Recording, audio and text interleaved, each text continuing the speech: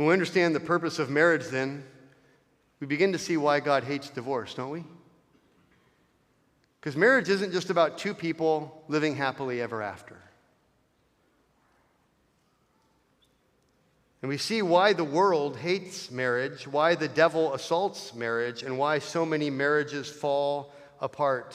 The world and the devil and the flesh hate nothing more than the gospel of Jesus Christ and the goodness of God and the holiness that God desires from his people. And when marriages are destroyed, God's purposes are assaulted. Families are torn apart rather than multiplied.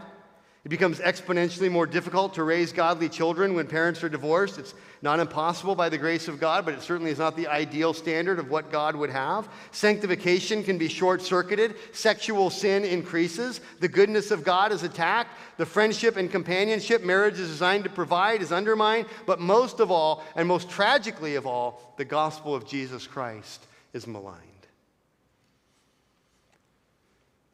What does it say about the reconciliation of the gospel of Christ when a husband and wife cannot be reconciled to one another? What does it say about the forgiveness found in the gospel of Jesus Christ when a marriage between two professing Christians is defined and then destroyed by unforgiveness? What does it say about the grace of God when a Christian marriage becomes a place where there is no grace or little grace extended to cover the sins of a spouse? What does it say about the sacrifice of Christ when in a Christian marriage, husband and wife are not willing to sacrifice to make their marriage work and uphold their marriage vows, but instead they decide to get out? How much damage is done when Christian couples divorce? How much the goodness and the grace of God is distorted when those who claim to be followers of Christ have marriages that are in shambles and result in separation.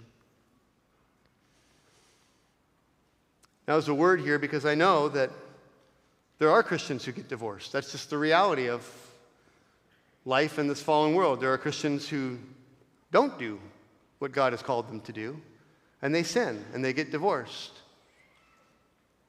Divorce is not the unpardonable sin. It's not the scarlet letter. God forgives divorce, just like he forgives other sins. And you move forward. But we have to understand that just because God forgives something doesn't mean we lower the standard and make that acceptable, right? We still have to hold up the biblical standard for what is true and what is right. And those who have been divorced, if you're here and you've been divorced and you're a follower of Christ, you need to understand God has forgiven you for that. God has forgiven you that in Christ. Jesus died to pay for that sin. It doesn't haunt you. It doesn't stick on you. And yet the reality is that everyone here who is married and you're married to another Christian, you need to understand that God's will for you is to be married to that person. To be married to that person. We need to seek to uphold our marriage vows in obedience to Christ.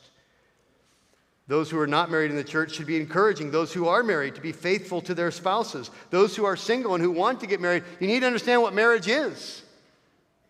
It's not just about you and your husband. There's so much more to it than that. There's so much more that hinges on your marriage. It is a serious commitment, a serious covenant.